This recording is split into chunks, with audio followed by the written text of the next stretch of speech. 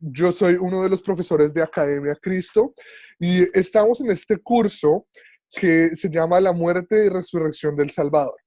Durante este curso vamos a ver qué es lo que pasa durante esos últimos 3 días de Semana Santa.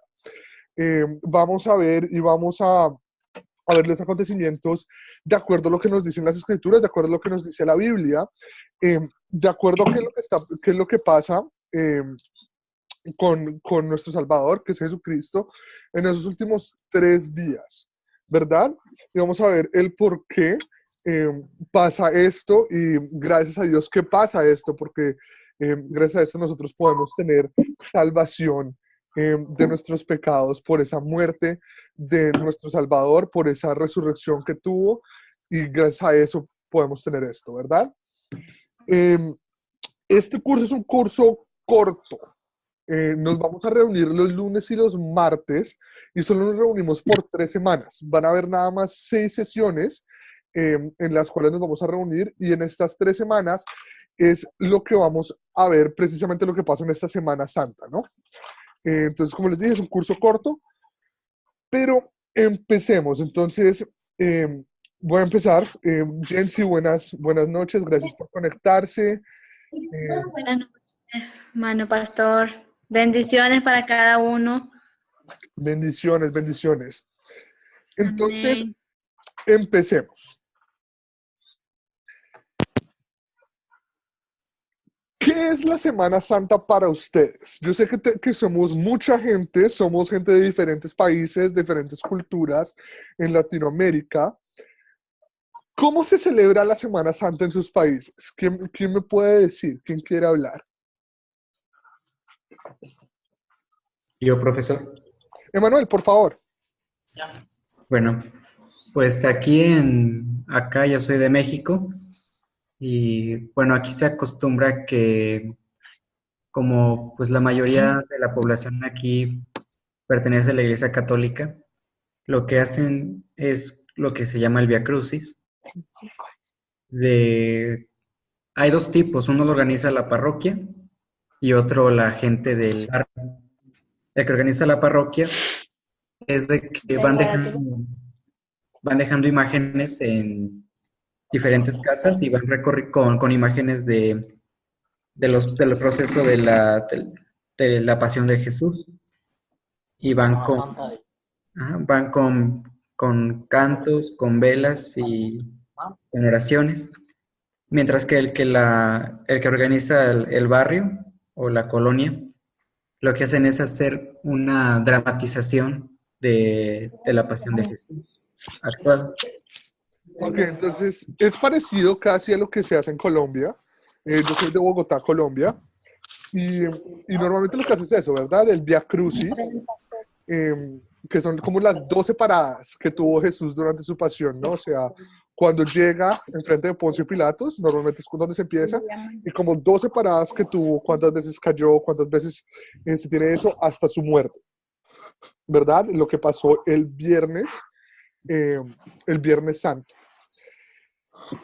Pasa en sus países como pasa en Colombia también, que hay gente que no es cristiana o que no cree en Cristo como su Salvador o personas que no tienen teología o religión apegada, pero que aún así celebran Semana Santa. Por ejemplo, en Colombia, yo me acuerdo cuando yo estaba bien chiquito, cuando estaba en el colegio todavía, o en la escuela, muchos de mis compañeros no eran religiosos, pero celebraban la Semana Santa como un descanso, ¿no?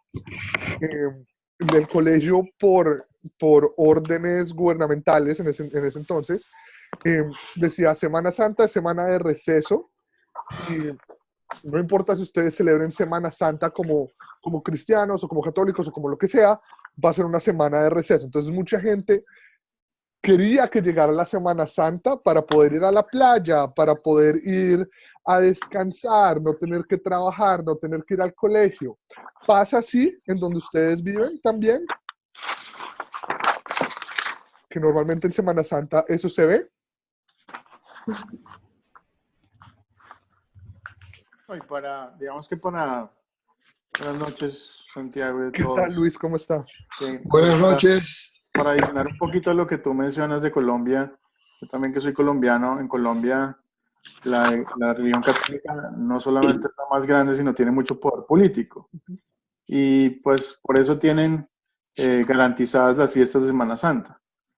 Pues por eso los laicos, creyentes, no creyentes, practicantes o no practicantes, pues hacen lo que quieran cuando quieran. Por ejemplo, aquí en Estados Unidos, solamente, es decir, por lo menos en lo que respecta a nosotros, tal vez si acaso el Viernes Santo hay algún tipo de descanso, pero realmente no hay ningún otro, porque quiere la empresa, porque son católicos o porque, digamos que hay algún cierto tipo de cosas, pero no hay la misma pompa que hay que yo sé que hay en mi país y en Latinoamérica en general. Completamente de acuerdo, Liz, muchas gracias. Y sí, eso es lo que pasa muchas veces, ¿no? Que nosotros creemos que la religión católica tiene mucho poder político, y por eso es que se dan estas fiestas, creyentes o no creyentes, ¿no? Entonces, este curso, lo que queremos ver también es cuál es la importancia de la Semana Santa para nosotros, ¿verdad? Nosotros como creyentes, como personas fervientes en Jesús y en la Biblia, en lo que dice la Biblia, ¿por qué lo tomamos, no? Y hablando con otros profesores y con personas de otros países antes de esto, yo les he preguntado, qué pasa durante Semana Santa? Por ejemplo, hay partes de Latinoamérica en que casi durante el Via Crucis crucifican a la Virgen. No sé si ustedes han visto eso, que llegan a los extremos, ¿no? O sea, los extremos de o no la celebramos cristianamente o la celebramos hasta el punto de hacer penitencias, hasta el punto de crucificar a alguien para ver cuál fue el sufrimiento de Cristo. Entonces vamos a tocar un poquito de ese tema hoy, vamos a tocar un poquito de qué es lo que va a pasar durante todo este curso, durante esa parte, ¿bueno? Entonces, Profesor, sí, profesor, hay alguien que no ha desconectado. No sé si nos pueden ayudar. No se escucha muy bien. Sí, hay un ruido de background. Hay un ruido de background. Buenas noches a todos. Hola, ¿qué tal, David? Buenas noches. Sí, la recomendación de siempre, por favor, si están teniendo ruido, si tienen personas detrás suyo, dejen los micrófonos en silenciado para si no interrumpen lo que yo estoy diciendo, no interrumpen lo que otras personas están diciendo y no nos desconcentramos del tema. Por favor. Gracias. Entonces, veamos un poquito de repaso en esto. ¿Qué pasa durante la Semana Santa? Yo sé que en el último curso, cuando vimos, o el último curso que yo tuve, muchos de ustedes estuvieron en ese curso hace como un mesecito largo, cuando nosotros hablamos el camino de nuestro Salvador, en el ministerio de nuestro Salvador, ¿qué pasó durante la Semana Santa? De domingo a domingo, ¿quién me puede dar como una recolección de qué es lo que pasa en cada día? Si alguien se acuerda o si alguien lo tiene presente.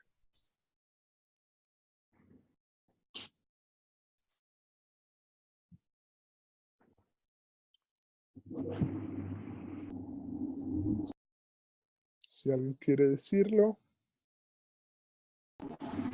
Santiago. Marco, por favor. Sí, bueno, domingo estamos viendo como tú tienes ahí en la lista, domingo es la entrada triunfal de Jesús, ¿no? Una entrada triunfal y recibido como rey. A su vez, digamos que es la limpieza del templo de Dios, ¿no? En los lunes y martes, perdón. Sí, continúe, por favor.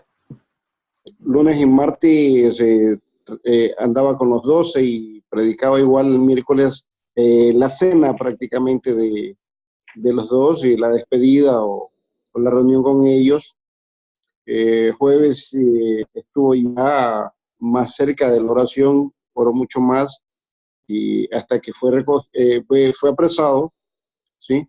Hasta que fue apresado a la hora cero prácticamente, y cuando estuvo orando en el monte Getsemaní, ahí fue llevado, apresado, castigado y todo eso, y dado muerte en el sepulcro y domingo la resurrección. Más o menos lo que recuerdo ahí, Santiago. Perfecto. Gracias Marco por, por darnos su parte. Entonces, pongámoslo día a día. Entonces, el domingo, como lo dijo Marco, es la entrada triunfal, es lo que se llama el domingo, lo que nosotros llamamos el Domingo de Ramos, ¿verdad?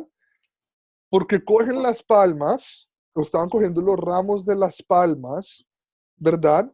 Cuando él está entrando a Jerusalén y se la ponen a los pies de esa mula o de ese burro en el cual estaba entrando. Entonces, el Domingo de Ramos, él entra triunfal, las personas los están aplaudiendo, lo reciben como un rey, ¿verdad? Él entra a Jerusalén y empieza a mirar alrededor del templo. Entonces, el lunes, ¿verdad? En esto es cuando él limpia el templo, saca a ciertas personas y los adjudica o les enseña, pero el lunes no pasa como nada más. Ahí es cuando él habla y adjudica a los no creyentes que porque están en el templo haciendo las cosas que no deben.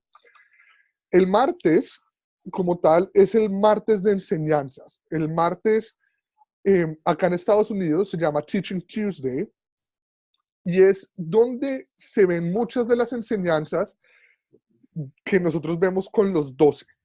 Entonces, aquí es donde las personas del Sanedrín llegan a cuestionar a Jesús y le preguntan del por qué él se cree el Salvador y les empieza a enseñar a ellos, ¿verdad? Él enseña a las personas que están dentro del templo, tanto como a los 12 como a las personas alrededor de Jerusalén.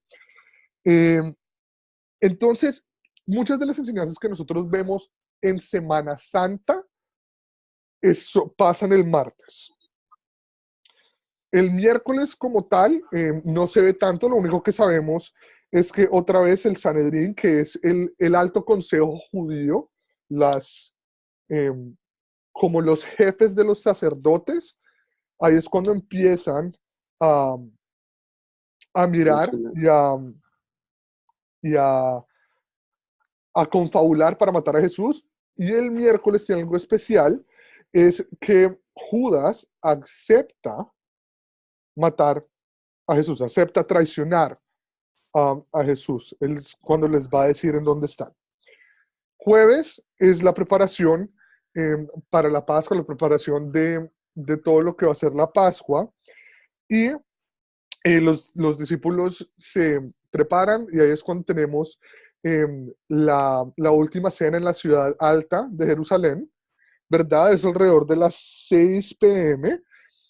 Durante todo esto pasa todo lo que dice Jesús, que les dice que él se va a morir, que uno de los discípulos, que sabemos que es Judas, lo va a traicionar, y él parte el pan, parte el vino, instituye la Santa Cena ese mismo jueves, y de ahí salen, ¿verdad? Judas se va, y de ahí salen para el jardín de Getsemaní, que es donde ellos van a orar. A eso del viernes, el viernes muy temprano en la mañana, como a las 12 de la mañana, Jesús está orando con sus discípulos, Jesús está orando, y ahí es cuando lo cogen. El viernes temprano en la mañana es cuando lo capturan los judíos y es traído a Caifás. Si ustedes se acuerdan, Caifás es es uno de los sacerdotes judíos y lo traen para poder, o los sacerdotes judíos lo traen hacia Caifás para que sea cuestionado y que sea juzgado, ¿no? A eso de las 6 de la mañana es cuando aparece durante Poncio Pilato otra vez, ¿verdad? Pilato a eso de las 9, yo tengo aquí una listita donde les estoy dando todo esto, a eso de las 9, ahí es cuando lo condena y se lava las manos, ¿verdad? Y de 9 a 3 es donde él sufre, es crucificado, muerto y sepultado, ¿verdad? Sábado se observa el sabbat y el domingo es cuando vienen a ver que la tumba está vacía. Entonces, día por día, eso es lo que se ve en Semana Santa. Nosotros vemos sobre todo en Latinoamérica, cuando las personas que celebran el Vía Crucis, cuando vemos el Vía Crucis, son las 2 etapas de lo que pasa desde el jueves en la noche, entrando a viernes, y todo lo que pasa el viernes, ¿verdad? En toda la humillación, todas las 12 partes o como las 12 etapas en donde él cae, donde la gente lo humilla, le pega, donde es maldecido, donde es juzgado y finalmente muerto. Y ahí es donde se cumple la profecía de eso. Entonces lo que vamos a ver, hoy vamos a tomar la palabra directamente de Juan, capítulo 18, 15 al 24, y Mateo, capítulo 26, 57 al 68. Entonces les voy a dar 2 segunditos si tienen sus Biblias ahí para abrirlas y verlas, y si no, pues acá yo lo tengo en la pantalla. Entonces, empecemos. Juan capítulo 18, 15, versículos 15 al 24, la estamos tomando de la Reina Valera 60. Y si hay alguien que quiera leer, por favor, bienvenido es, o si lo puede hacer, sería genial. Yo, pastor. Por favor. Bueno, del 15 al... De Juan 18, 15 al 24. Ok. Simón Pedro y otro discípulo seguían a Jesús, y como el otro discípulo era conocido del sumo sacerdote, entró en el patio del sumo sacerdote con Jesús. Pedro, en cambio, tuvo que quedarse afuera, junto a la puerta. El discípulo conocido del sumo sacerdote volvió entonces a salir. Habló con la portera de turno y consiguió que Pedro entrara. ¿No eres tú también uno de los discípulos de ese hombre?, le preguntó la portera. No lo soy, respondió Pedro. Los criados y los guardias estaban de pie alrededor de una fogata que habían hecho para calentarse, pues hacía frío, pero también estaba de pie con ellos, calentándose. Mientras tanto, el sumo sacerdote interrogaba a Jesús acerca de sus discípulos y de sus enseñanzas. Yo he hablado abiertamente al mundo, respondió Jesús. Siempre he enseñado en las sinagogas o en el templo donde se congregan todos los judíos. En secreto no he dicho nada. ¿Por qué me interrogas a mí? Interroga a los que me han oído hablar. Ellos deben saber lo que dije. Apenas dijo esto, uno de los guardias que estaba allí cerca le dio una bofetada y le dijo: ¿Así contestas al sumo sacerdote? Si he dicho algo malo, replicó Jesús, demuéstramelo. Pero si lo que dije es correcto, ¿por qué me pegas? Entonces Anás lo envió, todavía atado, a Caifás, el sumo sacerdote. Muchas gracias, Emanuel. Entonces, ¿en qué parte o en qué día viene a caer esta parte o este hecho histórico que se ve en Juan capítulo 18, 15 a 24? ¿Qué día de Semana Santa? Viernes. El viernes, ¿verdad? Entonces ya sabemos que Jesús fue capturado. Jesús fue capturado y ahora vamos, es cuando le están haciendo las preguntas, lo están interrogando del por qué. ¿Por qué es esta persona o es Jesús? ¿Por qué cree que Él es el Salvador? ¿Por qué cree que Él es el Mesías? Entonces vamos a ver también la recolección de Mateo 26, 57 al 68. ¿Alguien quiere leer, por favor? Amén. Por favor, gracias. Mateo 26, 57 al 68.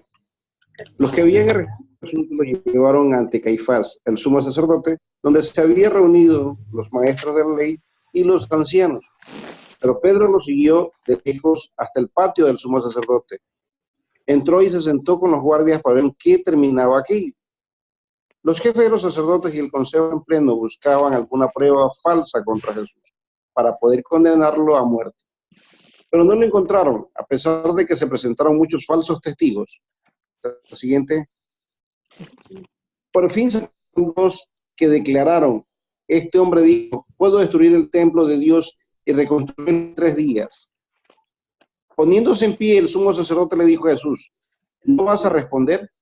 ¿Qué significa estas denuncias en tu contra? Pero Jesús se quedó callado, así que el sumo sacerdote insistió. Lo siguiente. Te ordeno en el nombre del Dios viviente que nos digas si eres el Cristo, el Hijo de Dios. Tú lo has dicho, respondió Jesús. Pero yo les digo a todos, de ahora en adelante verán ustedes al Hijo del Hombre sentado a la derecha del Todopoderoso y viniendo en las nubes del cielo. Ha blasfemado, exclamó el sumo sacerdote, rasgándose las vestiduras. ¿Para qué necesitamos más testigos? Miren ustedes mismos, han oído la blasfemia. ¿Qué piensan de esto? ¿Merece la muerte? Le contestaron. Entonces algunos le escupieron en el rostro y le dieron puñetazos. Otros lo ofeteaban y decían, a ver Cristo, adivina quién te pegó. Bueno, entonces vemos Siguiente. 68 falta. no, ya. Hasta el 60. Ah, ya está. Y decían, a ver, Sí. adivina No. quién te pegó. Ya. Amén, Gracias. amén. Entonces ahí vemos Ahí voy yo, hermano. lo que pasa, ¿no? Lo que pasa es cuando a Jesús lo arrestan, ¿verdad? Los sacerdotes y los fariseos, las personas que lo arrestan, se lo llevan a Caifás. Ese es un sacerdote del Sanedrín. Entonces, cuando vemos esto, es importante saber, ellos no creían y no pensaban que Jesús era el Mesías. Acá hay una parte que es extremadamente importante y es que nosotros vemos en Mateo 26, 59.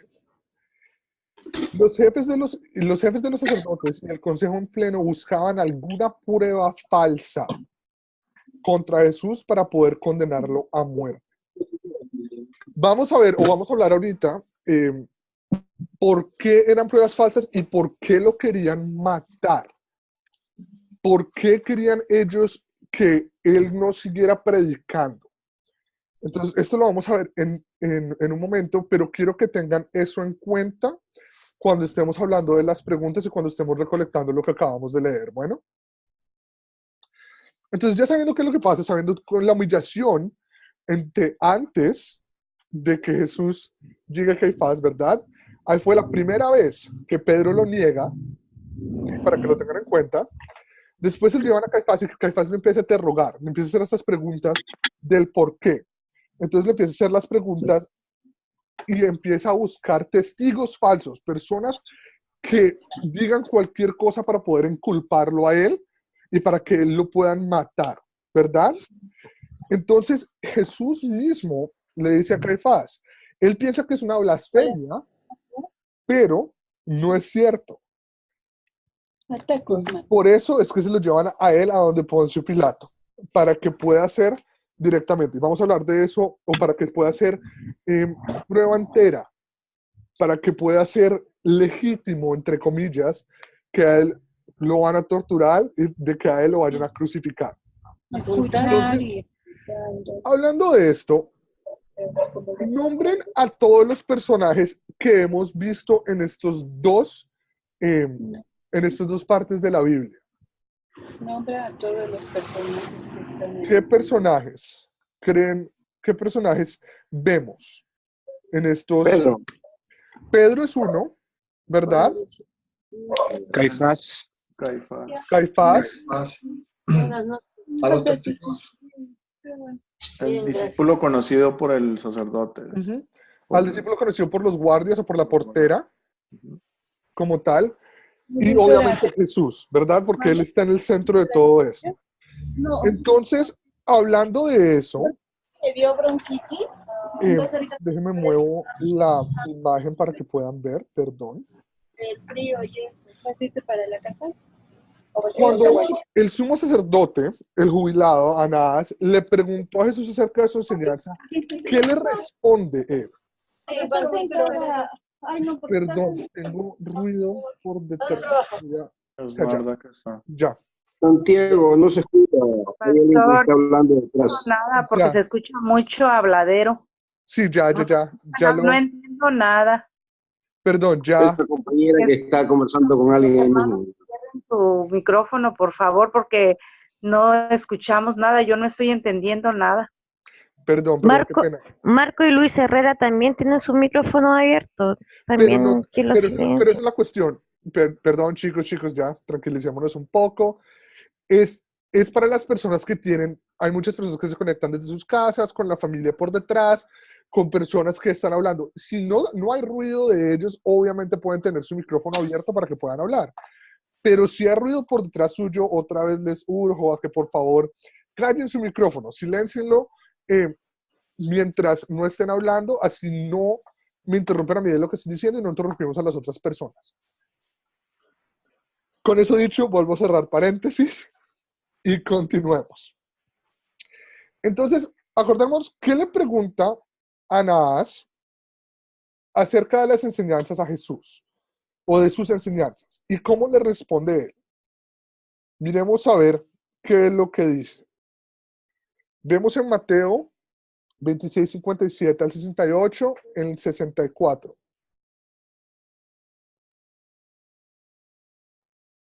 ¿Qué le pregunta directamente?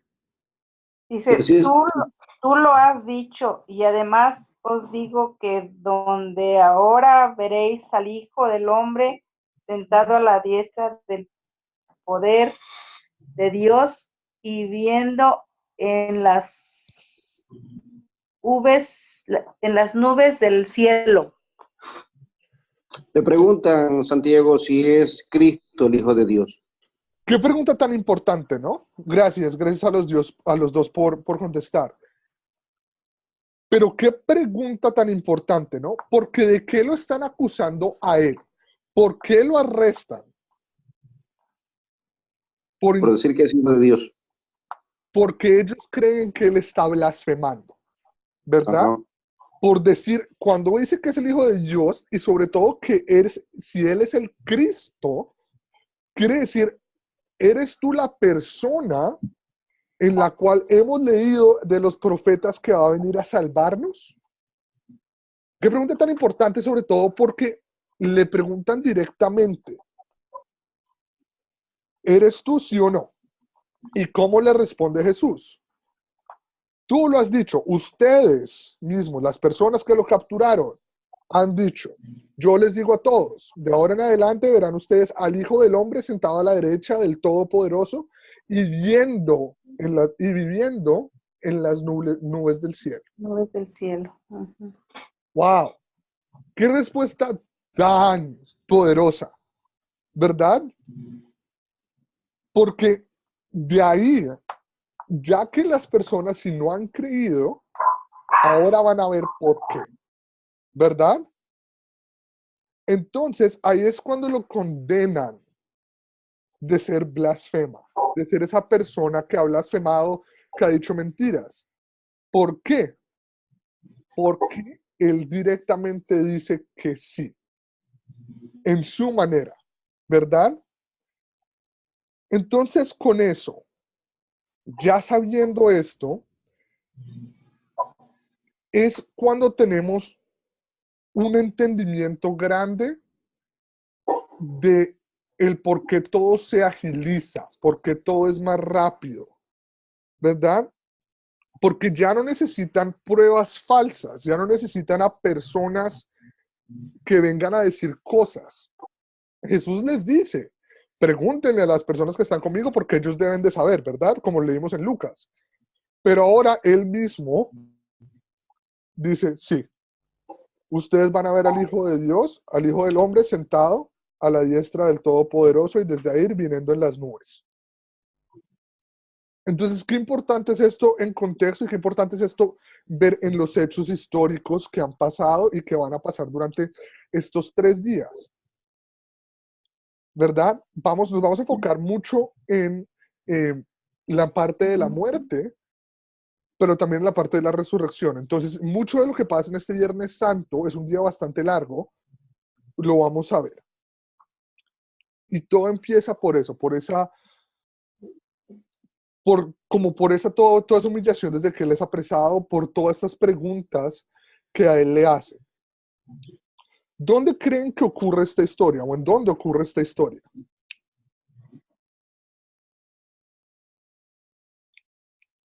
Yo diría que en la sinagoga o principal en Jerusalén. En la sinagoga principal, en el consejo, donde se reúne el consejo del Sanedrín, el consejo de los ancianos. Vamos a hablar un poquito más, vamos a hablar un poquito después de qué es el Sanedrín y por qué es importante, por qué se lo llevan a él primero al Sanedrín antes de llevárselo a las autoridades romanas. ¿Verdad? Marco, por favor.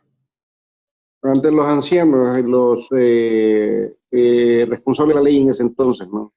Sí, responsables de la ley, responsables como de la religión de ese entonces. Entonces, por eso es importante que sepamos en dónde ocurre esto. Y era ilegal lo que estaban haciendo. Sí, por eso es que necesitaban prueba falsa. Ajá. Por eso, y vamos a ver por qué ellos hacían esto. Ya les voy a explicar ahorita un poquito, pero gracias, Debbie. ¿Cuándo ocurre la historia? ¿Cuándo ocurre este proceso? Como ya les había dicho, pero recordémoslo un poquito más a fondo. ¿Qué día de Semana Santa? El Viernes Santo, después de que... Viernes Santo, ¿verdad? A él lo apresan a eso de las 12 de la noche, como el principio de la mañana. Y cuando él les llevaba a Caifás, a eso de las 3 de la mañana. O sea, poniéndolo todo con mapas y con todo, por eso es que la gente piensa en esto, ¿no? Entonces, miren, todo esto que pasa porque a él lo quieren bajar por todo lo que él está diciendo. Y vamos a ver por qué. Ante Caifás, que es el sumo sacerdote, ¿cuáles son los cargos? Los cargos oficiales o las cosas que él oficialmente lo acusan de haber hecho. De pronunciarse que él era el Hijo de Dios y no le creían. Literalmente de eso, ¿no? De ser el Mesías, de ser el Cristo. De ser el Cristo. Para ellos, obviamente si ellos no creen, estos cargos son cargos relevantes, pero no tienen ningún fundamento. En este momento estaban buscando palabras de personas hasta que él dice sí o no, hasta que él responde, que él le responde a Anás y hasta que él le responde a Caifás. No, de hecho, no tienen fundamentos para los cargos. Él ha demostrado, nosotros vimos en el último curso, cuando vimos el ministerio que él hizo, él demuestra por qué él es tanto humano como Dios, completamente humano como completamente Dios, y por qué las personas creen. Pero él nunca dice hasta este momento, ya van a ver por qué. Él le responde directamente a los judíos, a los maestros de la ley, el por qué durante este Viernes Santo. Entonces, recopilemos, volvamos un poquito atrás.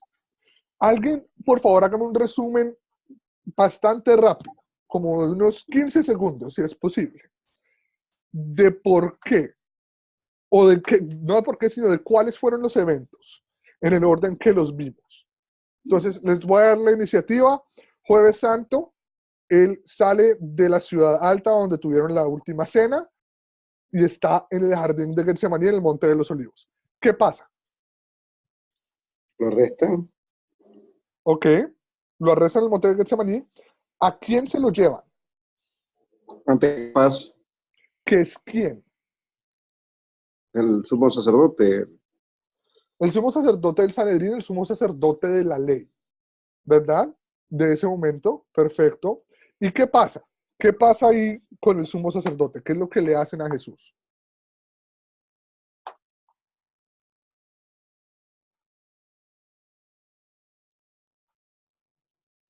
Ahí lo interrogan y lo acusan. Lo acusan, lo interrogan, ¿verdad? Entonces, es importante tener eso en cuenta porque sabiendo esto, ¿cuál es el punto clave que queremos enfatizar hoy? ¿Qué creen ustedes? ¿Por qué estamos haciendo esto y por qué tomamos las palabras, estas específicas escrituras para hablar de la muerte y la resurrección de Cristo en la primera clase? ¿Por qué creen ustedes? Yo considero que la palabra clave es la fe y el creer en Jesús y todo lo ocurrido para salvación nuestra. Ok, perfecto. Sí, yo estoy de acuerdo con esa frase, pero centrándonos en la historia como tal, ¿qué punto clave podemos sacar?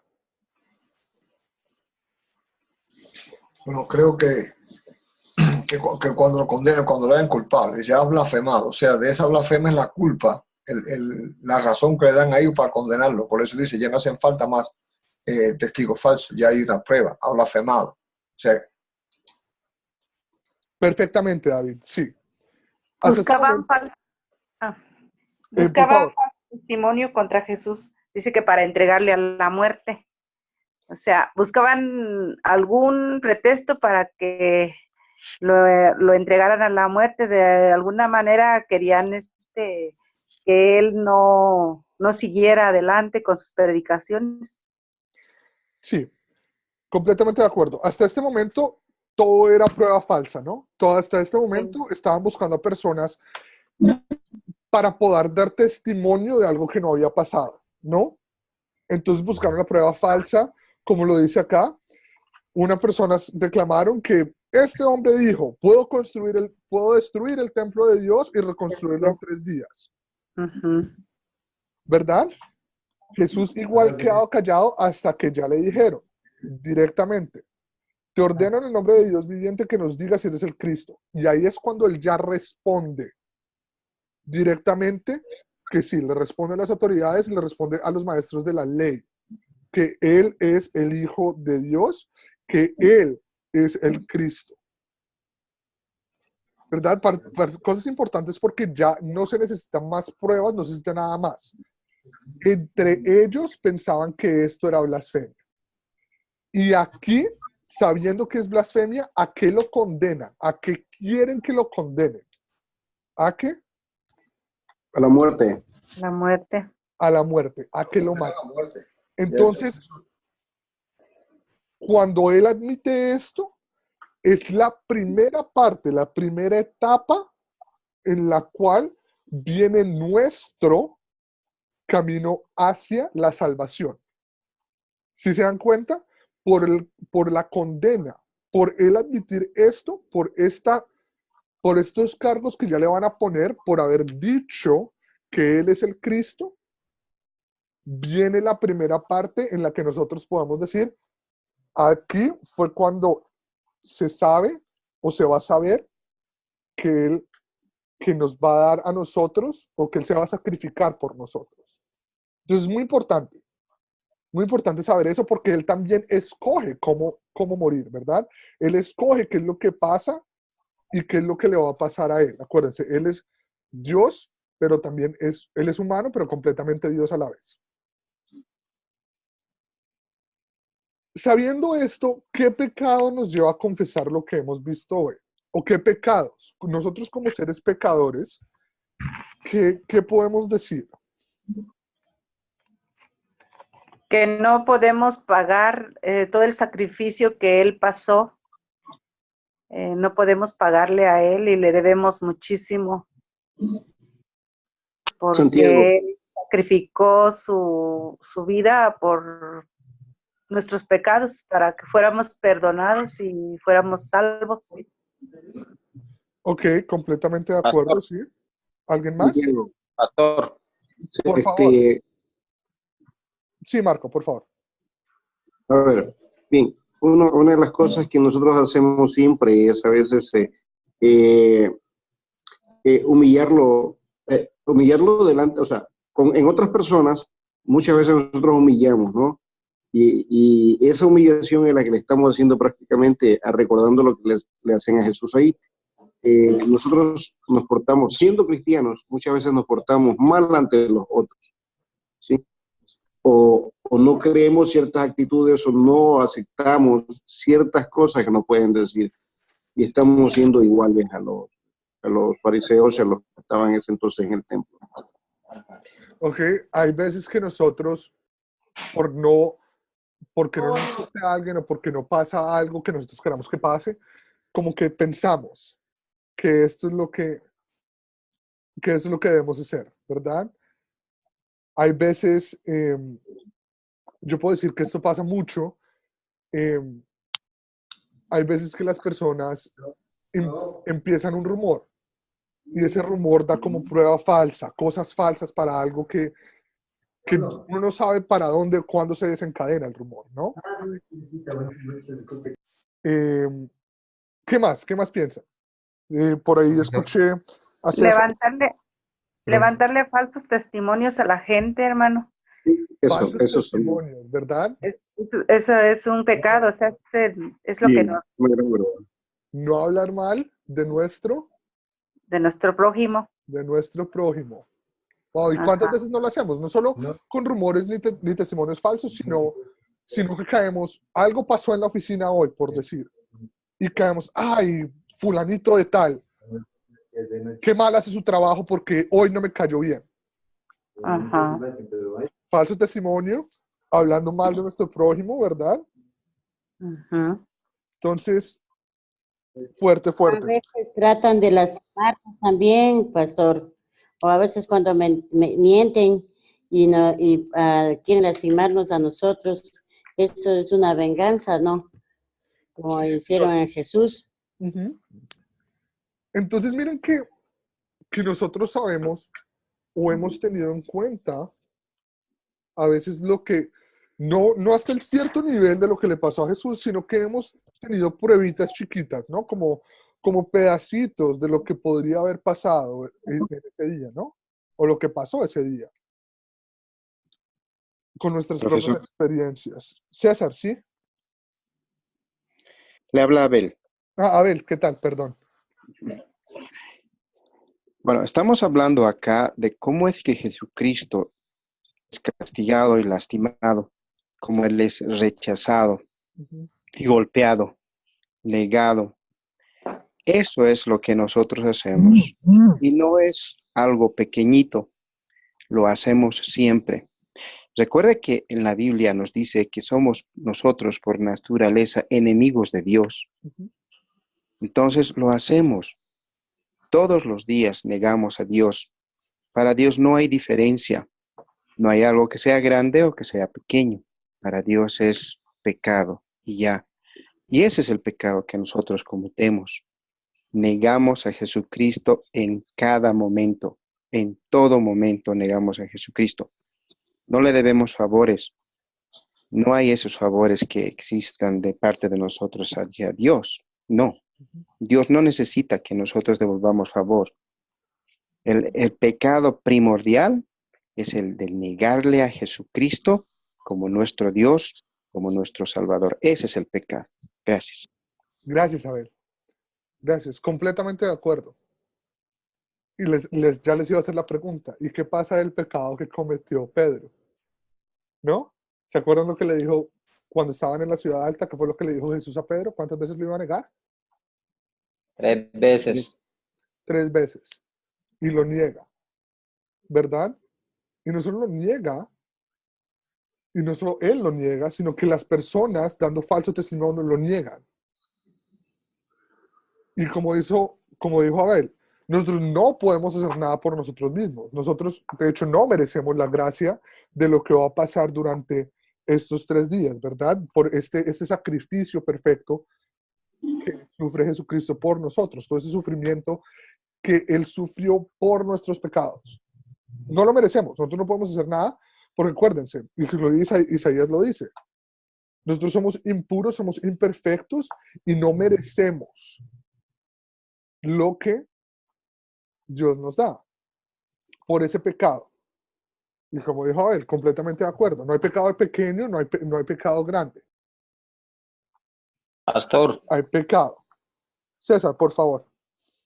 Yo creo igual, pastor, yo pienso que esa generación de Jesucristo, pues en nada es diferente a la nuestra en nuestros tiempos. Yo creo que así como le ocurrió a ellos, también en este tiempo, si Jesús hubiese venido en cuerpo humano, pues también lo hubiésemos matado. O sea, que no somos diferentes a ellos, también somos rebeldes, también somos desleales, también se nos olvida que nos han dado, nos han hecho un favor y y hemos pagado mal por bien. O sea, no somos merecedores, como decía Pastor, de la gracia y de la misericordia que Jesús nos ha regalado.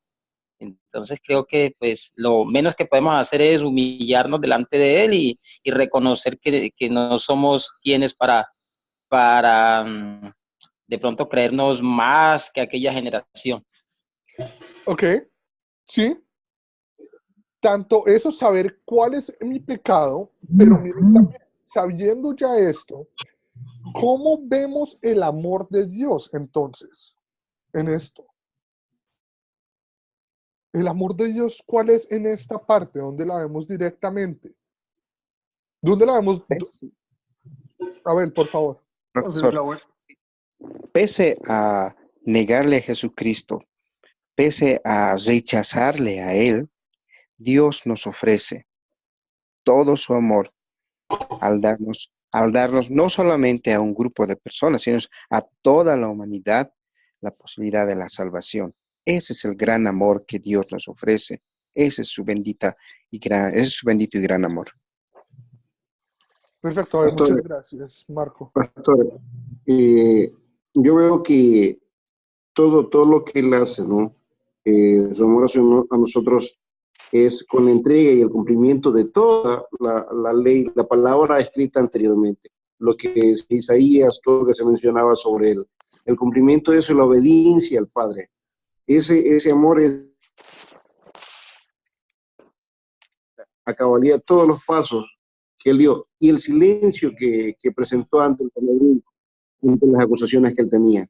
Él, sabiendo ser hijo de Dios, siendo rey, Él no hizo nada para combatir todo eso. No atacó a los sumos sacerdotes ni a nadie en ese entonces. Gracias a los dos. Pero Jesús, yo quería decir una cosa, Santiago. Luis, por favor. Yo diría que el amor de Dios se ve en este versículo precisamente por esa exposición que hace Jesús al aceptar lo único por lo cual lo podía matar. ¿Sí? Y de esa manera cumplir su misión en esta tierra de venir a salvarnos y morir por nosotros. Ninguno en esta tierra fue capaz de probar nada de que él fuera culpable. Por eso él se inmola, se sacrifica por nosotros diciendo lo único por lo cual sí lo podían matar. Pastor. César. En Romanos 5:8 creo que es donde dice que en esto muestra Dios su amor por nosotros, en que siendo aún pecadores, Cristo murió por nosotros. Es el amor tan grande que Dios tuvo hacia la humanidad, que envió a su Hijo, y Cristo también entregó su vida por amor a nosotros, aún siendo pecadores, pastor. Perfecto, miren que los tres tienen como la misma parte, ¿no? Estamos viendo lo mismo y lo que dice Luis es muy acertado en este momento. A él no le pudieron encontrar nada, le estaban trayendo falsos testigos para que hablaran en contra de él. Y él, sabiendo que no le podían probar nada, él acepta un cargo tan grave como es blasfemia en los ojos de estas personas y un cargo tan grave que lo va a llevar a la muerte. ¿Por qué? Porque él sabe para qué vino acá, él sabe cuál es su misión. ¿Verdad? No fue una misión fácil. Cuando nosotros los vemos orando en el jardín de Getsemaní, su sudor eran como gotas de sangre y él le pedía a Dios que si había otra manera que se lo hiciera saber. Pero él sabía que no iba a haber ninguna otra manera, ¿verdad? Inclusive cuando oró se ve eso. Entonces, es increíble ver que Dios ama tanto al mundo que mandó a su único hijo para morir por nosotros. Que no se pierda, mas tenga vida eterna. ¿Verdad? Juan 3:16. Sí. Y lo mismo, es increíble. Se ve ese amor en esa parte, en el amor de que él acepta porque sabe cuál es la consecuencia. Y entonces sabe que así como nosotros no lo merecemos, porque es que no lo merecemos, no podemos hacer nada. Nuestro mayor acto de fe, nuestro mayor acto bueno, no se compara nunca con nada porque todavía está manchado por ese pecado original que viene de nosotros. Entonces, sabiendo esto, sabiendo ya que nosotros somos perdonados, sabemos que somos libres, sabemos cuál es nuestro pecado, pero sabemos que tenemos ese perdón gracias a lo que Jesús va a hacer, ¿cómo le servimos? ¿Cómo queremos servirle a Él? Bueno, yo creo que la primera manera de servir a Dios es que en la fe, por encima de todas las cosas, en el estudio de la palabra, la predicación de la palabra, el ejemplo a seguir basado en la palabra, que sea la palabra la que nos guíe las actuaciones de nosotros, que no nos desviemos nunca del camino. Pedirle, eso es parte, ¿verdad? Pedirle, por favor, que siempre nos mantenga en su palabra, pedirle que siempre nos mantenga centrados a sus enseñanzas. Así es. Yo sé que va a ser imposible porque yo soy pecador. En momentos voy a fallar, en momentos, bueno, en todo momento fallo, por comisión o por omisión, pero pedirle que así, aún así sabiendo eso, me dé su Hermano, amor. ¿Sí? Sí, una forma de servirle es si ya tenemos el conocimiento nosotros, que es lo que estamos haciendo, aprendiendo de su palabra, compartirla con más gente para que la gente lo conozca también. Esa sería una forma de servirle, de Completamente de compartir acuerdo. las enseñanzas que nosotros estamos recibiendo en estos cursos y que no nos lo guardemos para sí, sino que lo compartamos a otras personas, porque eso es también, o sea, que no sea nada más que lo escuchemos para nosotros, sino que aprendamos pues en este curso estas enseñanzas para compartirlas a la gente. Santiago, Sí, no negándolo y portándonos como verdaderos cristianos ante los demás. ¿Verdad? Seguir por agradecimiento. No porque nosotros estamos pagando, ni porque podamos repagar algo, sino por agradecimiento. Por ese agradecimiento, mostrarle al mundo lo que Dios hizo por nosotros, por su gracia, no por merecimiento, sino por su gracia. Amén, amén. Ok, de acuerdo, de acuerdo. Profesor, Sí, a ver, por favor. algo importante que se tiene que tomar en cuenta es realmente el poder y el comprender lo que Jesucristo ha hecho, el sufrimiento que ha llevado por nosotros, en vez de nosotros. Jesucristo es nuestro sustituto. Si realmente eso se entiende a través de la palabra de Dios, es que el Espíritu Santo obra en nosotros. Y si hay eso, y ese arrepentimiento, ese pesar, ese arrepentimiento, recién nace el querer hacer en gratitud a lo que Jesucristo ha hecho. Nada de lo que yo haga o de lo que hagamos, por más grande o pequeñito que sea, para salvarnos, sirve. Porque en Isaías dice que nuestras obras son vistas como trapo de inmundicia. No sirve absolutamente nada. Solamente la obra de Jesucristo nos libra de todo pecado. Eso es todo. Perfecto, gracias. Y sí, y ese sí es sencillo, ¿no? O sea, es sencillo en la parte de que nosotros no podemos hacer nada. O sea, no hay obra humana, por pequeño o grande que sea, que pueda hacer algo por nosotros mismos, ¿verdad? Siempre va a ser imperfecto, siempre va a estar manchada por el pecado. Y no solo entender, sino interiorizar, porque muchas personas entienden, ¿verdad? Yo entiendo muchas cosas, pero en serio interiorizarlas y captarlas y meditar y orar, que Dios me dé entendimiento para esto, que esto no fue fácil para Jesús, nosotros sabíamos que no, que esto no es, o sea, no es algo nada más corto que milagroso, ¿no? O sea, que Dios mismo se ha humanado para por su misericordia y por su gran amor, morir por nuestros pecados. Qué increíble es eso, ¿no? Qué increíble pensar en eso. Muchas gracias a todos por sus comentarios, en serio, que hacen la clase mucho más amena y hacen que muchas personas entiendan más partes de otros puntos de vista. Entonces yo les dije que íbamos a hablar un poquito del fondo bíblico de qué era el Sanedrín. Entonces, ustedes saben de que los maestros de la ley, nosotros hemos hablado antes, eran las personas que iban o que trataron y fueron los que fueron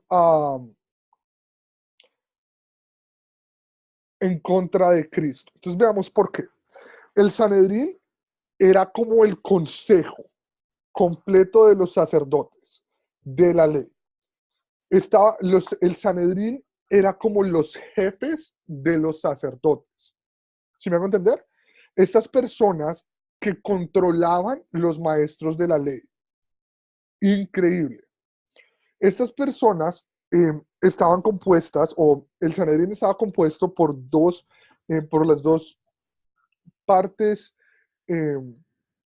judías más grandes del del Antiguo y Nuevo Testamento, que eran los saduceos y los fariseos. Nosotros hemos visto los fariseos, que era el grupo grande, ¿verdad? Y a los saduceos, que era el otro grupo de maestros de la ley. Es como decir dos denominaciones del mismo clan.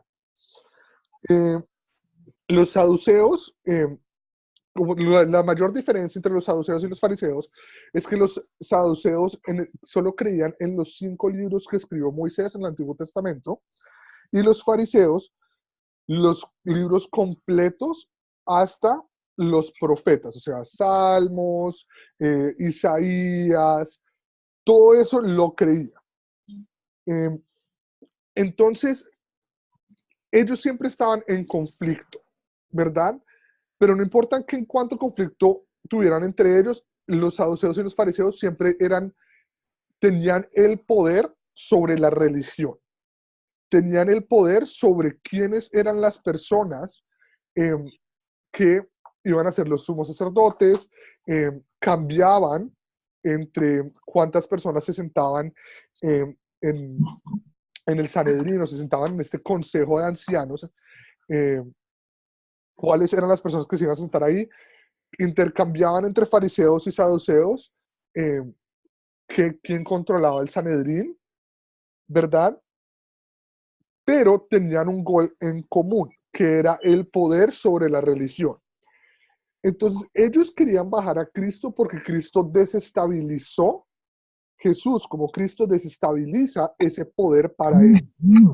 Por eso es que se les da y les dio miedo que alguien viniera a quitarles como el poder y lo que ellos estaban diciendo de acuerdo a las Escrituras. Por eso es que el Sanedrín fue importante, y por eso es que el Sanedrín fue parte importante de la muerte de Jesús, porque ellos fueron las personas a las cuales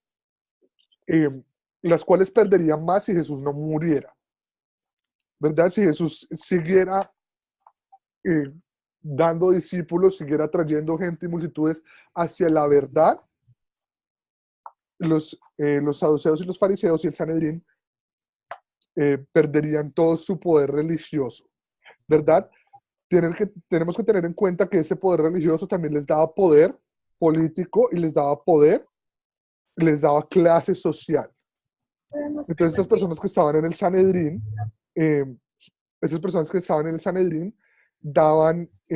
eran los que las personas venían por consejos, tenían que pagar, daban ofrendas y todo eso para ellos, porque tenían alto poder social y tenían alto poder religioso.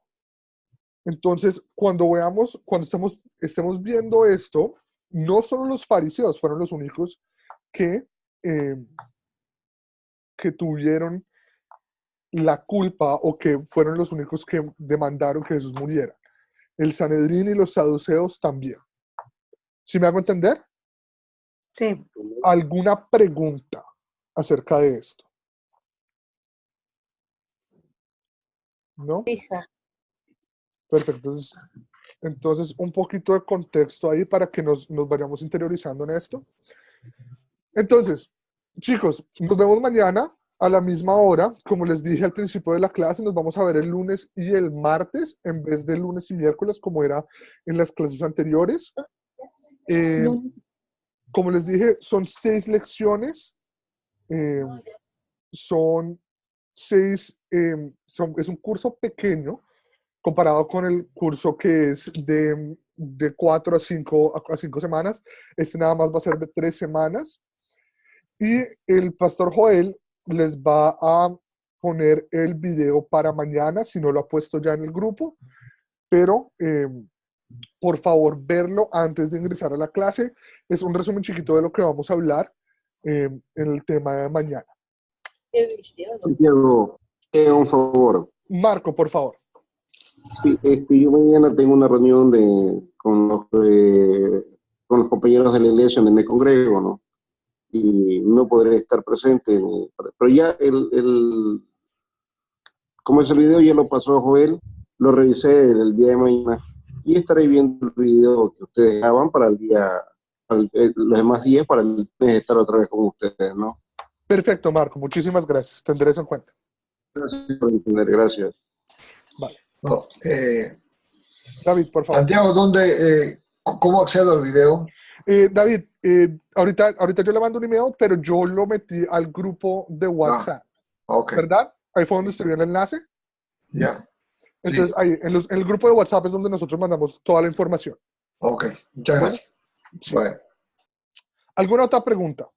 Sí, yo le quería preguntar, yo en la tarde no voy a poder, pero ¿podré entrar en la mañana? Sí, pueden entrar, para eso tenemos 3 grupos. Por favor, no piensen que si no entran a mi grupo me están ofendiendo a mí, que si no entran a mi grupo es porque no les gusto. No hay problema, para eso tenemos 3 profesores y 3 tiempos de la mañana. En el día que ustedes no puedan entrar a su grupo habitual, entren a los otros grupos si es más fácil por ese día. Obviamente, muchas de las personas entran en estos grupos a la misma hora, es porque se les facilita mucho más cierta hora que otras, ¿no? Pero sí, no hay problema. Es el mismo tema, solo cambia un poquito el método de enseñanza. No cambia lo que se enseña, sino el método. Pastor, una consulta. Por favor. Me quedaron unas ciertas dudas. ¿Se las puedo mandar por WhatsApp o por dónde? Por interno, por WhatsApp, Claudia. A su WhatsApp. Sí, por favor. Ya, gracias. Vale. Buenas noches, que tenga una linda sueño. Gracias, lo mismo a todos. Bueno, entonces buenas noches. Terminemos con una oración antes de decir buenas noches, ¿les parece? Sí. Amén. Ok, oramos. Pastor, ¿no va a haber oración? Acabo, voy a hacer eso. Voy a empezar a orar. Y oramos. Dios misericordioso, creador del cielo y de la tierra, te damos gracias, Señor, por esta oportunidad que tenemos hoy y que tuvimos hoy de reunirnos como hermanos en tu palabra, Señor. Señor, te damos gracias por ese amor infinito, por esa misericordia infinita que nosotros no merecemos y que nunca vamos a poder merecer hasta ser perfectos contigo en el cielo, Señor. Señor, te damos gracias por esta oportunidad que hemos tenido hoy de mirar el qué y el por qué tú, como ser humanado, decidiste morir, Señor. Tú, como ser humanado, decidiste cumplir esta profecía, Señor, para nuestra misericordia y para nuestro perdón de los pecados, Señor. Señor, te pedimos que siempre nos orientes de acuerdo a tu camino, que siempre nos tengas en tu palabra y te damos gracias, Señor, por siempre tener misericordia de nosotros, personas que somos pecadoras y manchadas por el pecado, Señor. Señor, te pedimos que nos mantengas con bien esta noche, si es de acuerdo a tu camino, y que nos podamos reunir mañana, Señor, de acuerdo a todo lo que tú nos enseñas. Señor, pedimos todo esto en nombre de tu Hijo humanado, que vino, murió y resucitó por nuestros pecados. Amén. Amén. Amén. Señoras y señores, Ha Buenas sido noches. un placer, como siempre, reunirme con ustedes. Nos vemos mañana, entonces, a la misma hora. Los que quieran comentar, y si no, pues en los otros grupos. Entonces, hasta mañana, Marco. Hasta mañana, Narda. Hasta mañana, Eddie. Hasta mañana, Ofreci. Hasta mañana, Luis. Hasta mañana, Abel. Hasta mañana, Aldo. Hasta mañana, Claudia. Hasta mañana, David. Hasta mañana, Emanuel. Hasta mañana, Wilson. Hasta mañana, Marlene. Espero que tengan una muy, muy linda noche y nos vemos mañana. Bueno, hasta luego.